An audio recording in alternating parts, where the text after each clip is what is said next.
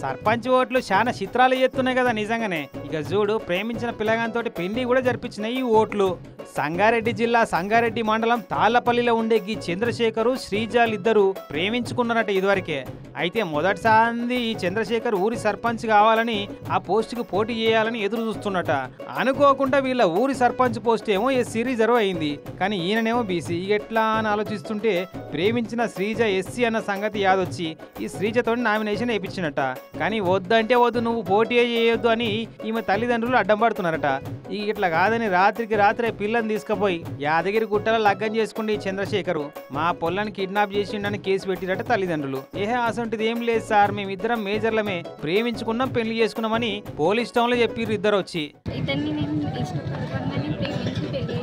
మా తల్లిదండ్రులది ఎట్లాంటి బలవంతమైన ఏం లేవు కాబట్టి వాళ్ళని ఎలాంటి ఇబ్బంది కానీ అలాంటిది ఏమీ చేయొద్దు.